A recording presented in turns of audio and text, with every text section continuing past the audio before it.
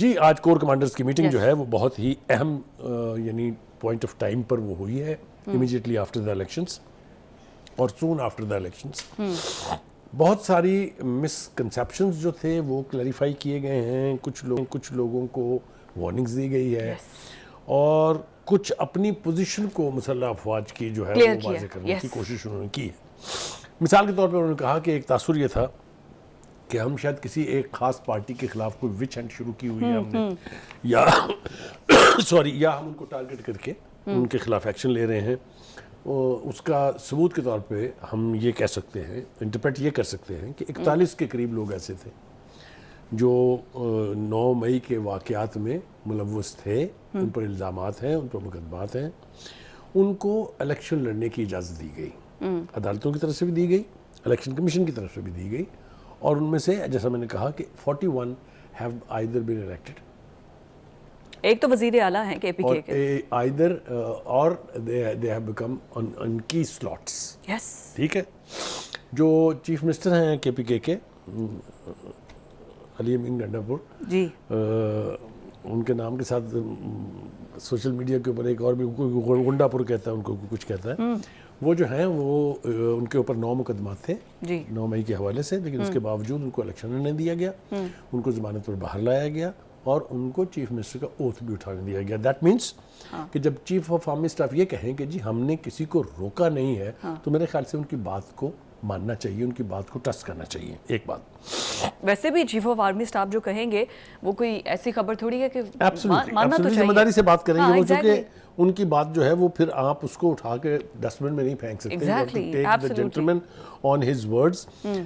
دوسری بات جو انہوں نے اسی حوالے سے کہی ہے وہ یہ کہ جو یہ تاثر دینے کی کوشش کر رہے ہیں کہ 9 مئی کا جو بیانیہ کہہ لیجیے, سانحہ کہہ لیجیے, بیانیہ فوج کے پوائنٹ آف ویو سے ہے اور سانحہ جو ہے وہ نیشنل پوائنٹ آف ویو سے ہے کہ جو کچھ اس دن ہوا اللہ کرے دوبارہ نہ ہو, اور اگر نہ ہوتا تو بہت بہتر ہوتا. اینی وے وہ چونکہ ہو گیا ہے, لہٰذا مولانا فضل الرحمان صاحب نے بھی یہ کہا الیکشن کے رزلٹ کے بعد کہ جی مجھے تو یوں لگتا ہے کہ جس طرح انہوں نے کھلی چھٹی دی ہے ان کو, اس سے 9 مئی کا بیانیہ دفن ہو گیا ہے. انہوں نے پہلے بھی سیم ایسا سٹیٹمنٹ دیا تھا. یہ ایک تاثر قائم کرنے کی کوشش کی گئی جس کو آج انڈو کر دیا ہے چیف نے, یہ کہہ کے کہ ہر چند کہ ہم نے کسی کے راستے میں رکاوٹ پیدا نہیں کی کہ الیکٹرل پروسیس سے باہر نہ رکھیں. جی, لیکن جن لوگوں کے اوپر الزامات نہیں, جن کے اوپر شواہد موجود ہیں, جن کے ویڈیوز موجود ہیں, جن کے سٹیٹمنٹس موجود ہیں, آڈیوز موجود ہیں,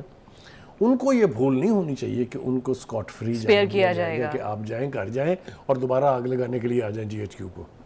یہ میرے خیال سے بہت categorically chief of army staff نے آج اس بات کو واضح کر دیا ہے کہ یہ ایک ایسا جرم ہے جس کے اوپر آنکھیں بند نہیں کی جا سکتی, جس کے اوپر کسی کے ساتھ پک اینڈ چوز نہیں کیا جا سکتا. رائٹ. لیکن اس کے ساتھ ساتھ ایک دوسرا آسپیکٹ ہے اس کا, وہ یہ کہ جتنے بھی سوشل میڈیا ہینڈلرز ہیں یا کسی ایک پارٹی کے ہمدرد جرنلسٹ ہیں, ان کو بھی انہوں نے کہا ہے. اچھا جی, ان کو بھی یہ میسج کہا کہ جی آپ نے ایک تو اس الیکشن کو دھاندلی زدہ ثابت کرنے کی کوششیں کی گئی ہیں, الیکشن سے پہلے ہی شروع ہو گیا تھا. لہٰذا آج کی ان کی جو یہ پریس ریلیز ہمارے سامنے ہے جو کور کمانڈرز کی پروسیڈنگز کے حوالے سے ہے, اس میں انہوں نے کہا کہ ہمارے ذمہ تھا لا اینڈ آرڈر کو مینٹین کرنا جی, اور الیکشنز کو فری اینڈ فیئر ہونے دینا جی. لہٰذا ہم نے یہ اپنی ذمہ داری نبھا دی ہے جی. اب نئی حکومت جو بھی آئے گی اس کا کام ہے کہ وہ رموز سلطنت چلائے. جی جی جی بالکل. ٹھیک ہے جی. اس کا مطلب یہ ہوا کہ انہوں نے ایک طرح سے کلین چٹ دے دی ہے الیکشن کمیشن کو بھی کہ الیکشن کمیشن جو ہے کوئی بہت لمبی چوڑی دھاندلی نہیں کی ہے الیکشن میں, لہٰذا جیسا بھی الیکشن ہوا ہے وہ مطلب لارجلی شفاف اور غیر جانبدار. مطلب انہوں نے ایک ادارے کو اپریشیٹ کیا نا کہ آپ نے الیکشنز کروائے ہیں. میں نے کہا نا کہ کلین چٹ دے دی جب ہم کہتے ہیں تو اس کا مطلب یہی ہے کہ اس کی انہوں نے تعریف کی ہے. دوسری بات یہ ہے کہ جی انہوں نے یہ بھی کہا کہ جو لوگ یہ کوشش کر رہے ہیں کہ نان ایگزسٹنٹ ایشوز کو ہائی لائٹ کر کے 9 مئی سے توجہ ہٹائی جا سکے, وہ کہتے ہیں کہ بھی ہم نہیں ہونے دیں گے, کیونکہ جو لوگ شور و غوغا کر رہے ہیں, جو لوگ احتجاج کرنے کی دھمکیاں دے رہے ہیں, یہ میسج میرے خیال ہے ان کے لیے ہے کہ جناب آپ یہ سب کچھ کر کے 9 مئی سے اپنی جان نہیں چھڑا سکتے. رائٹ. یہ تو ہو گیا جی ڈومیسٹک پالیٹکس میں. بالکل ٹھیک ہو گیا. چیف صاحب جو ہیں انہوں نے International ایک policies. اور کام کیا ہے, وہ یہ کہ جتنے بھی لوگ یہاں آ کے تخریب کاری کا حصہ ہیں, یہاں دہشت گردی پھیلا رہے ہیں, چاہے وہ باہر کے ملکوں سے آئے ہوئے ہیں, چاہے وہ یہاں کے بینڈ آؤٹ فٹس ہیں, یا وہ جن کے سلیپر سیلز موجود ہیں یہاں پر, وہ آپ میری بات تو سمجھ رہی ہیں نا میں کیا کہہ رہا ہوں, جی بالکل بالکل, یا وہ پڑوسی ممالک ہیں جو یہاں پر تخریب کاری کے جرم میں ملوث ہیں, ان کو بھی انہوں نے کہہ دیا ہے کہ جناب enough is enough. ان کے اور ان کے سہولت کاروں کے لیے. اور نہ صرف یہ کہ enough is enough, انہوں نے کہا ہے کہ آئرن ہینڈ کے ساتھ with full force we will deal with them. That means zero tolerance. ہاں ٹھیک ہے جی. اچھا یہ بھی ہو گیا جناب.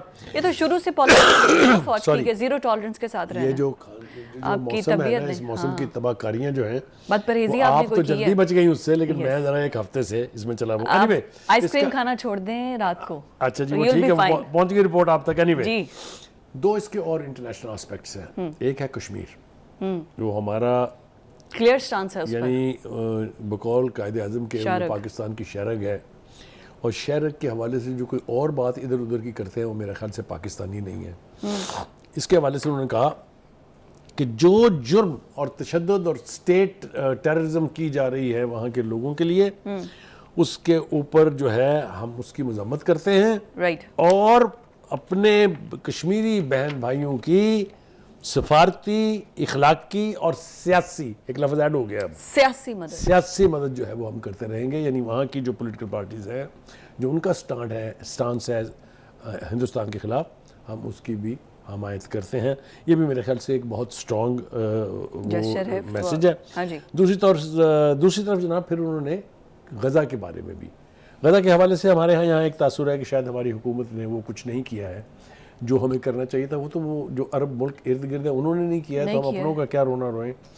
تو اس کے حوالے سے میں کل بھی ایک بات کرنا چاہتا تھا, وہ میں آج میرا خیال ہے بہت ضروری ہے اسی حوالے سے, چونکہ وہ گفتگو ہے کہ امریکہ نے جس طریقے سے مصر سے اخوان المسلمین کی حکومت کو ختم کرایا تھا مرسی صاحب کی, اگر آج وہ سانحہ نہ ہوا ہوتا تو پورے کی پوری مصر کی مسلح افواج, پورے وہاں کی جتنی بھی ملیٹنٹ آرگنائزیشنز ہیں, وہ آج غزہ, یعنی غزہ کا یہ حال نہیں ہوتا, اس میں کوئی دو رائے نہیں ہے. دو جگہ سے ان کو خطرہ تھا, ایک سیریا سے, وہاں بھی انہوں نے تباہی کر دی ان لوگوں کی جو فلسطین کے ساتھ ہمدردی اور ان کشمیر کی کاز کے لیے لڑتے تھے, اور دوسرا ایجپٹ میں. تو ہمارے چیف صاحب نے اس کے اوپر بھی بڑا کلیئر کہہ دیا ہے. غزہ کے حوالے سے بھی ایک کلیئر سٹانس آ گیا, اور میں نے جیسے بتایا کہ پارلیمنٹ کے اندر میں نے بینرز دیکھے تھے جو کہ اٹھائے گئے تھے غزہ اور فلسطینیوں کے حق میں. آئی تھنک صاحب اس کو وائنڈ اپ کیا جائے. نہ صرف یہ کہ انہوں نے ان جنگی جرائم کی مذمت کی ہے, بلکہ انہوں نے یعنی غزہ کے اور فلسطین کے عوام کو بھی یہ میسج دیا ہے کہ بھائی آپ کی کشمیریوں کی طرح سے ہم سفارتی, سیاسی, اخلاقی اور مدد جو ہے وہ جاری رکھیں گے, اور جب تک پائیدار امن اور ریاست کو تسلیم نہیں کیا جاتا فلسطین کی, اس وقت تک یہ حمایت جو ہے وہ جاری رہے گی.